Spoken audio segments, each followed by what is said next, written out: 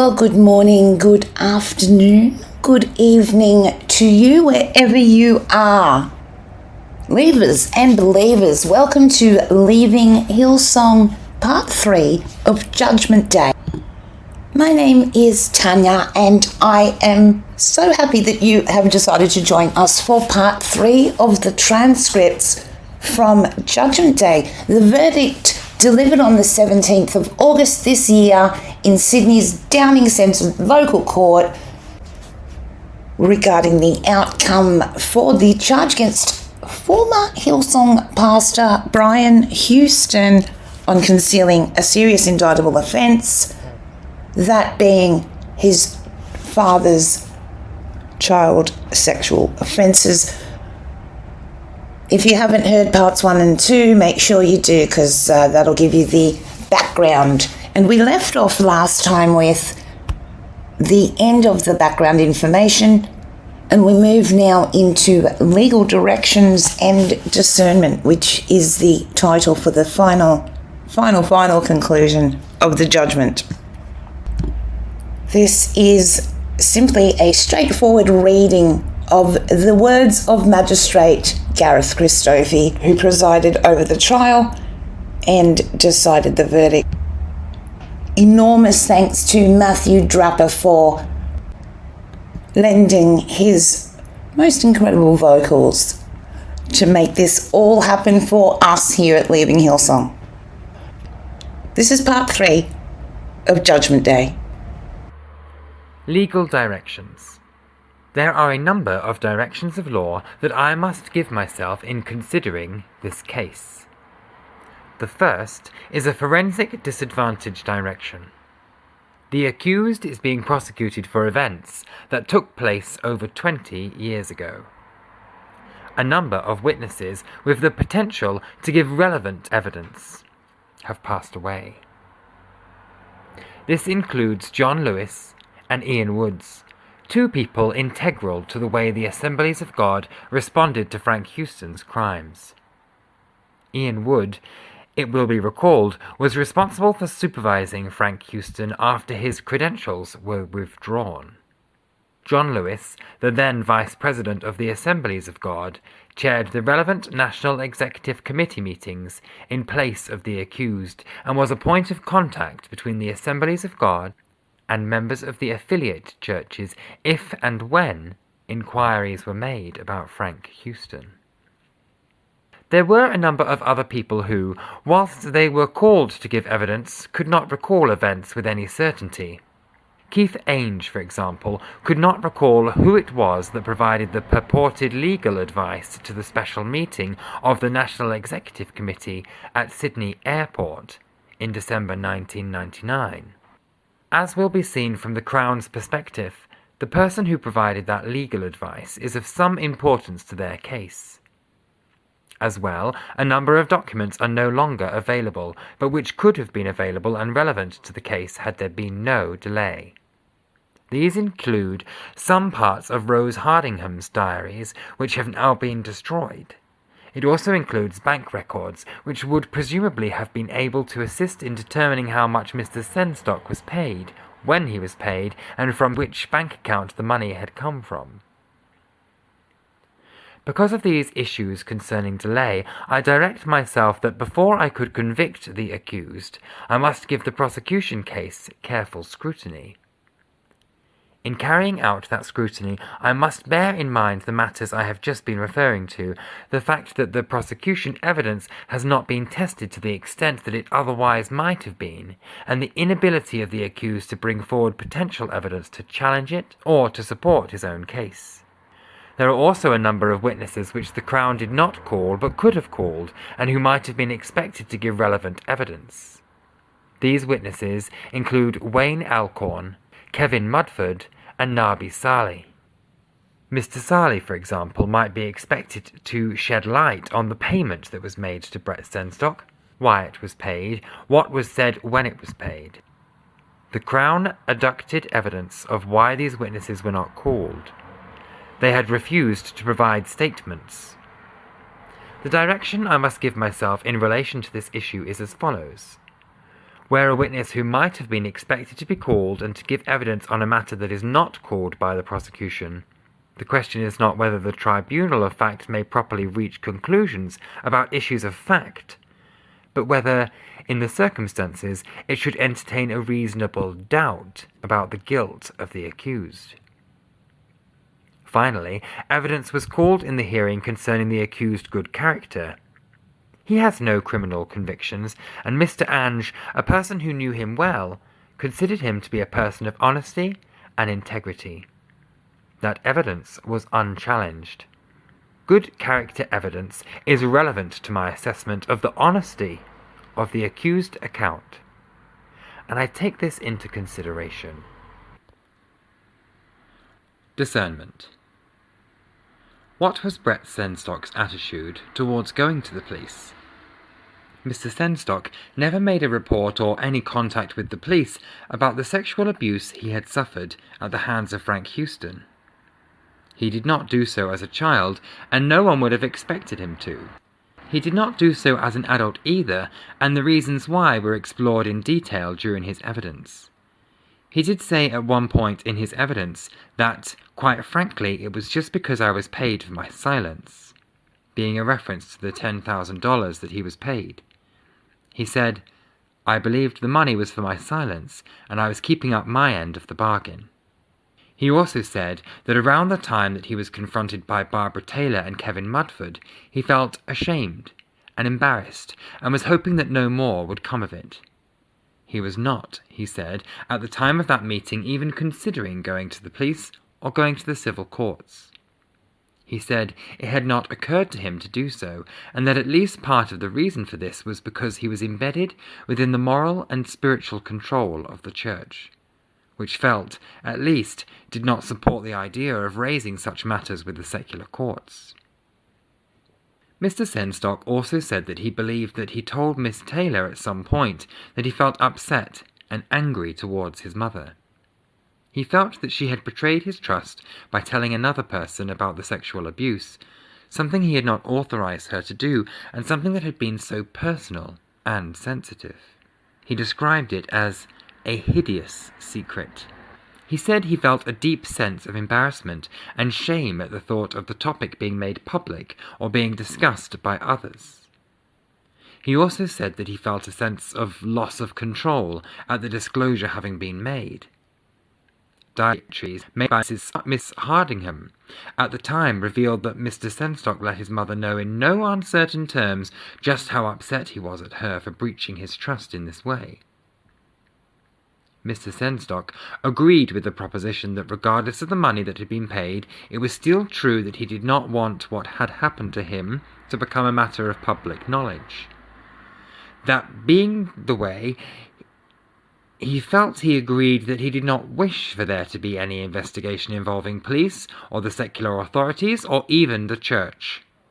These feelings prevailed, he said, even after being told by Miss Taylor in around 1999 that Frank Houston had admitted to the abuse. Did the accused know that Brett Senstock did not want the matter reported to the police? There is little doubt in my view that the accused knew or believed on reasonable grounds that Brett Senstock did not want the matter reported to the police. The accused was aware that the allegation was about 30 years old and that Brett Senstock, now a mature adult of some 37 years, had not in that time reported the matter.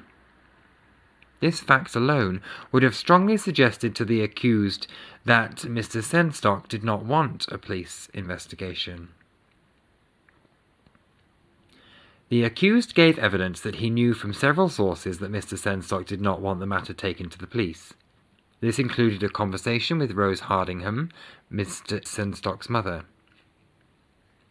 The accused said that he was told by Ms. Hardingham that Mr. Senstock was angry with her for raising the matter with Mr. Mudford and was adamant that he did not want to make a formal complaint at the church or the police.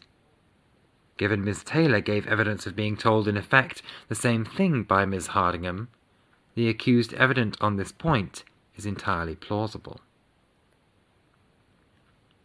The accused also gave evidence that he was also told of Mr. Senstock's reluctance to make a formal complaint by Barbara Taylor. Miss Taylor was well aware of Mr. Senstock's reluctance to come forward.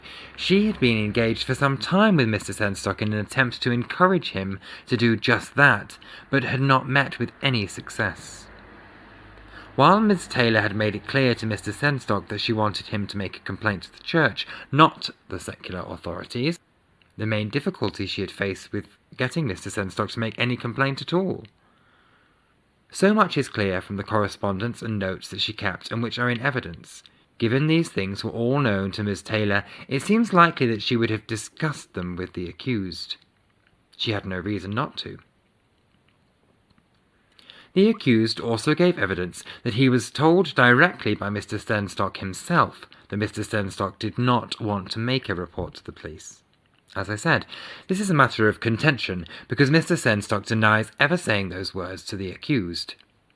However, given the relevant phone call between the two men occurred over 20 years ago, and given no contemporaneous notes were taken of the conversation, common sense dictates that Mr. Senstock may have told the accused words to that effect, perhaps since forgotten. He would only have been repeating what his attitude actually was at the time, and what he had already told his mother and Miss Taylor. There is no apparent reason why Mr. Senstock would not have told the accused of his desire for anonymity. Further, a finding that the accused had come to believe that Mr. Senstock did not want the matter to go to the police is confirmed, in my view, by the minutes of the Special National Executive Committee meeting at the Sydney Airport on 22nd December 1999. As I have previously stated, these minutes state that the complainant does not wish to be identified and does not wish to make a formal complaint. It was the accused who formed the meaning of that fact. This is a contemporaneous record of the accused's belief at that time. It also happened to be an accurate description of what Mr. Senstock's position actually was. It is consistent with the accused's evidence that he had been told just that by a number of people, including Brett Senstock. It is also consistent with statements the accused himself made to other members of the church, his congregation, and even journalists since that time. Were Mr. Senstock's views irrelevant to the accused? I have found that the accused knew or believed on reasonable grounds that Mr. Senstock did not want the matter reported to the police. He therefore had a reasonable excuse for not bringing the information he had concerning Frank Houston's crimes to the attention of the police. It might be thought that that would be the end of the matter. However, the Crown wants to make a more subtle argument that focus on the accused's intentions behind his decisions not to go to the police. As the Crown put it in its case in its closing address, even if the accused genuinely believed that Mr. Senstock did not want the matter reported to the police because he had heard that directly from Mr. Senstock or heard it from someone else, that is not a reasonable excuse for not reporting the matter to the police. And that is because that is not the reason why the accused did not report the matter to the police. The Crown submits the accused did not report the matter because he was trying to protect the church and his father from police involvement. The Crown's submission is that this excuse is at best a convenient excuse which the accused had adopted to explain why he did not report the matter to the police. If you happen to know a state of affairs that has no impact whatsoever on how you act, it cannot be an excuse as to why you did not act. That is the position of the Crown as it put its case in its closing address. There are two immediate problems with this argument that suggest it may be a weak one. The first is that where the accused had two different reasons to not do something, trying to prove beyond a reasonable doubt that he was exclusively motivated by one of those reasons and not the other, strikes me as a tall order indeed. The second is that I do not see any reason why a convenient excuse may not also be a reasonable one. There was an alignment in both the interests of Mr. Senstock and the interests of the church, at least insofar as the accused interpreted them. Mr. Senstock wanted anonymity. The accused and his church, the Crown argues, wanted the same thing. Why could the accused not have been motivated by both interests? Put differently, why wouldn't the accused avail himself of an excuse if it were also in his interest to do so? To make its argument, the Crown relies upon a combination of circumstances to which I shall now turn. The first circumstance is that the accused was informed by Ms. Taylor at the meeting with Mr. McMartin on the 26th of November 1999 that she believed that there was a possibility that Mr. Senstock would take the matter to the court. It is unclear to me how that circumstances could support the Crown argument. Firstly, Mr. Senstock's evidence was that he was not contemplating taking the matter to court. It is therefore unclear what Ms. Taylor meant when she made that notation about something that she said at the meeting. Secondly, even if Mr. Senstock were at that time contemplating taking the matter to court, that is never a decision that he settled upon doing, nor was it a decision which fell to the accused or anyone else to take away from him. The next circumstance relied upon by the Crown is that the accused knew that Ms. Taylor was pressuring Mr. Senstock not to go to the police. It is unclear to me how that circumstance could support the Crown argument either. Firstly, Ms. Taylor's difficulty was in getting, as I have said, Mr. Senstock to come forward and make a formal complaint to anyone. Her strong preference was for him to make a complaint to the church rather than to the secular courts, and she made that plain to Mr. Senstock, but that is different from saying that she was pressuring him to not go to the police at all. Mr. Senstock was not at that time poised to go to the police. Even if it were accepted that Ms. Taylor was placing pressure upon Mr. Senstock not to go to the police, there is no evidence in support of an argument that the accused acted without regard to Mr. Senstock's wishes. There is no evidence that the accused joined Ms. Taylor in her encouragement, or persuasion, or pressure for Mr. Senstock to make a complaint to the church rather than the police. Perhaps it may be argued that being aware that Miss Taylor was pressuring Mr. Senstock to make a complaint to one body over another, that the accused ought to have stepped in to ensure that such pressure ceased. However, I cannot see how this failure to do that provides support for the Crown argument. The Crown must prove that the accused, as I said, did not have a reasonable excuse. The accused is not required to prove that he argued that he acted in all cases in a perfectly appropriate manner in the way he handled this matter. The next circumstance relied upon by the Crown is the accused's involvement in the payment of $10,000 to Brett Senstock and his failure to bring that to the attention of the National Executive Committee. The Crown argues that this was hush money. It is not in dispute that Frank Houston and Nabi Saleh met with Mr. Senstock and agreed to pay him $10,000. Mr. Senstock, as I have said, signed a napkin at that meeting, but the evidence as to what the terms of the agreement were is entirely unclear. Mr. Senstock recalled Frank Houston saying at the meeting words to the effect, "Let's just keep this to ourselves." Certainly, Mr. Senstock said that he believed that the money was being paid for his silence. Mr. Senstock gave evidence which I accept, that Frank Houston advised him to contact the accused if he did not receive the money. It is not in dispute that Mr. Senstock did phone the accused about the money sometime after the meeting when the money had not been forthcoming.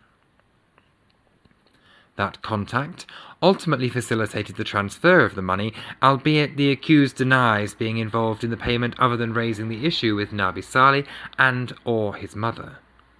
The accused admits that he was aware that Frank Houston had intended to make such a payment before it occurred. It was for this reason that the accused said he met with a lawyer at Mallison's in the company of Nabi Saleh.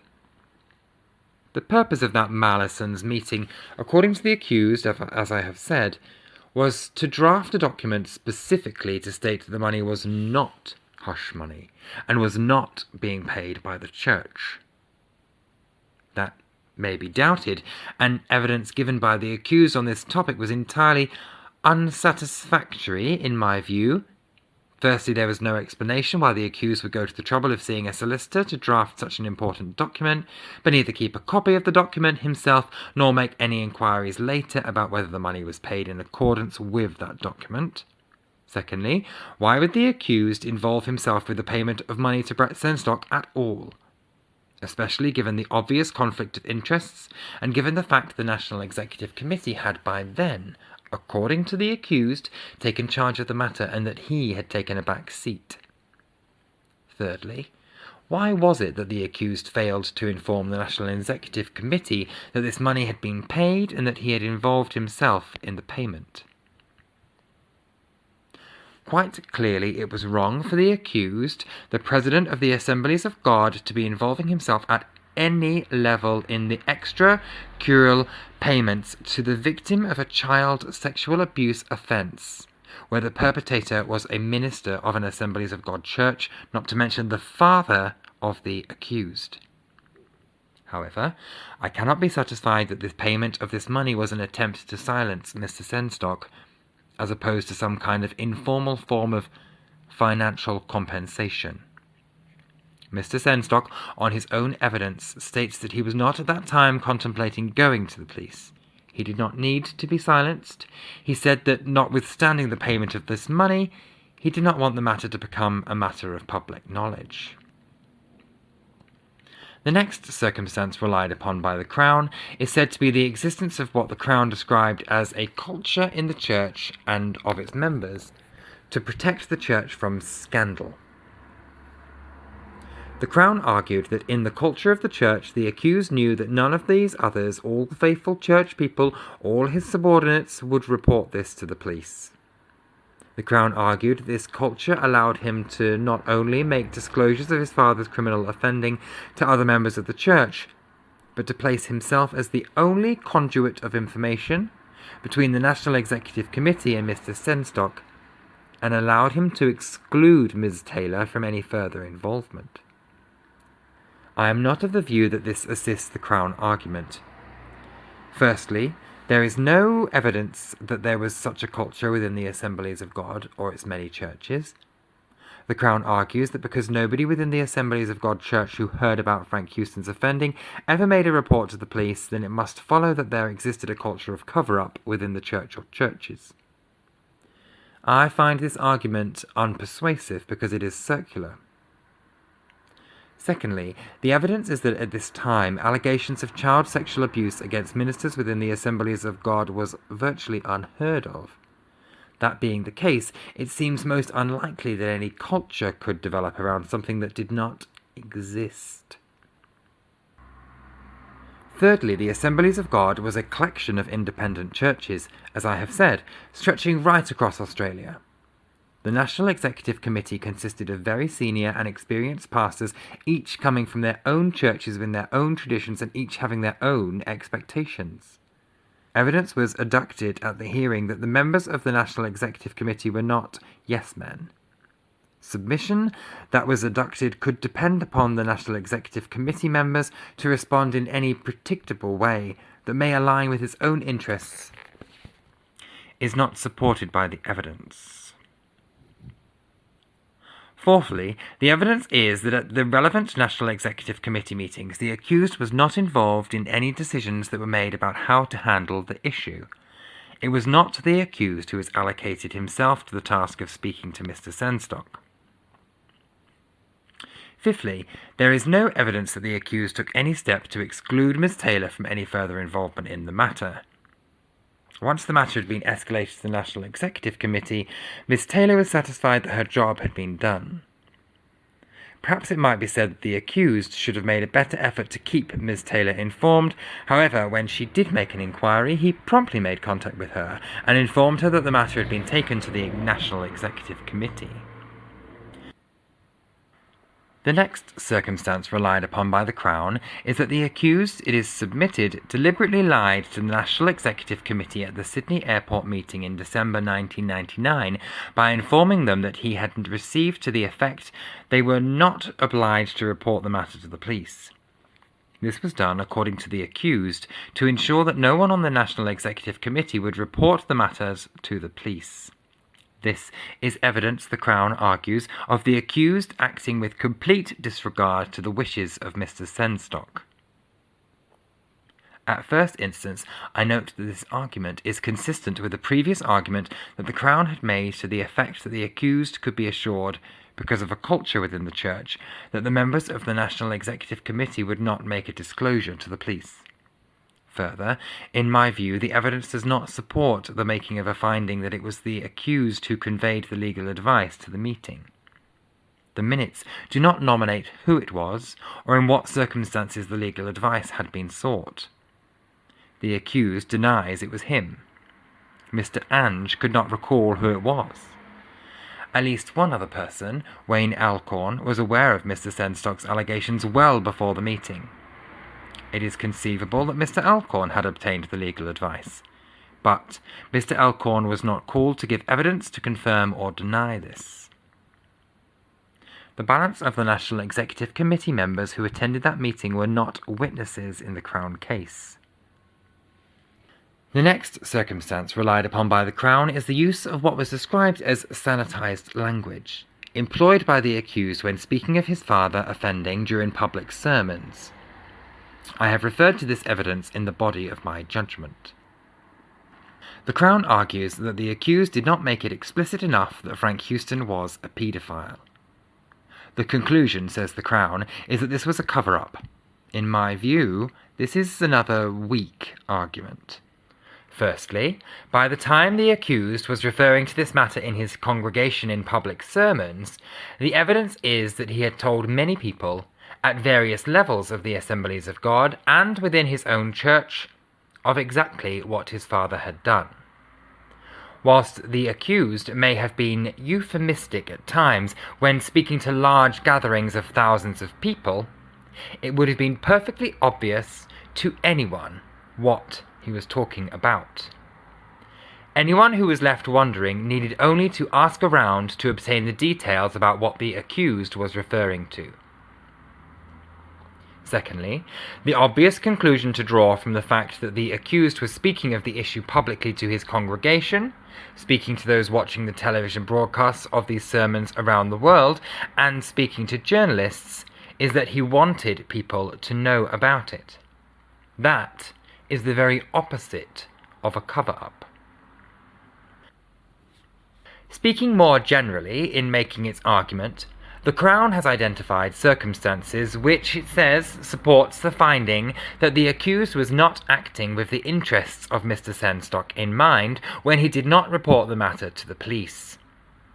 He was acting, the Crown says, exclusively with the intention of protecting the reputation of the Church by concealing the matter as much as he could.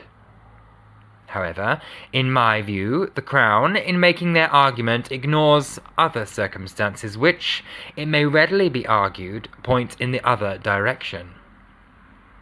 The accused was not slow to act. He began speaking to senior members within the Assemblies of God and his church almost immediately upon receiving Mr. Sengstock's allegations. He also spoke to Ms. Taylor and Mr. Mudford. He did not dismiss the allegations out of hand. He made the difficult decision to challenge his father about the allegations and was confronted by a startling admission. He immediately suspended his father's credentials and removed him from public ministry. Within a short period of time, he then called an emergency meeting of the National Executive Committee and promptly brought the matter to their attention. He did not conceal the true nature of the allegation to the National Executive Committee, or even attempt to do so, nor did he conceal from them the very significant piece of information that very few other people knew, namely, that his father had confessed. He did not seek to dictate how the National Executive Committee would deal with the matter. He did involve himself in the decision-making on the matter. He informed the National Executive Committee of Mr. Sengstock's wishes for anonymity and the fact that Mr. Sengstock did not want to make a complaint. When further allegations came to light to the effect that his father had sexually abused more victims, he also promptly brought that information to the attention of the National Executive Committee too. He again relinquished any role in the decisions that were then made about the New Zealand allegations. In fact, as I said, he left the room. The investigation that followed about the matter was not conducted, directed, or controlled by the accused, nor did he seek to conduct, direct, or control that investigation.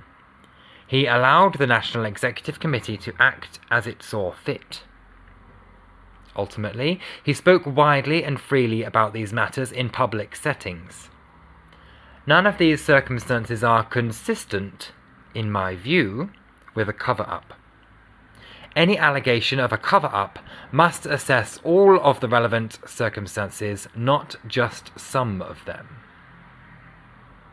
I am not satisfied beyond a reasonable doubt that the Crown has proved that the accused, in not reporting the matter to the police, had no regard to the wishes of the complainant for that not to occur. I am, therefore, not satisfied beyond a reasonable doubt that the accused did not have a reasonable excuse for not reporting the information he had to the police. That being the case, one of the elements of the offence before the court remains unproven, and the verdict, therefore, must be not guilty. Doesn't he give you all kinds of Marlene Dietrich in witness for the prosecution? She throws her hand up. I wrote the letters. Thank you so much, Draps, for helping us out with that historic document, and thank you to all of you for joining us for this very special 3-part edition of Leaving Hillsong. The verdict of Brian Houston's criminal trial. Interesting turnout. Tell you what, after reading it, 10 times, I'm not sure if the good magistrate wasn't sending out a few hints or, things that could be followed up, or things that, It's interesting the way he came to certain conclusions. I'm sure you've all got lots of opinions, and we should get together and talk about that. For now, we will bid you farewell. Thank you for holding on, and it's been a very interesting, nearly a year since that trial began. The transcripts took some time because who knows. But we got them, and now we know a little bit more about exactly what went on record. Thank you for your support, your messages, your comments, your shares, your likes. As always, super appreciated, and a huge thank you to my patrons. You really do make Leaving Hillsong possible in more ways than you know, and if you want to be a part of that, check out Leaving Hillsong Patreon. I do have a very special specialist in the law coming to talk to us about that verdict and that decision, and that interview is going to be recorded tomorrow, so we've got more of this to pull apart. Until then, please keep being kind to yourselves, kind to the people around you. What are they going to do about it? Send in your thoughts, your reactions to this. I've tried to stay as impartial as possible, but people have got some pretty strong views on this, so make them known. Keep following socials. Look after yourselves. And we'll talk soon. Bye.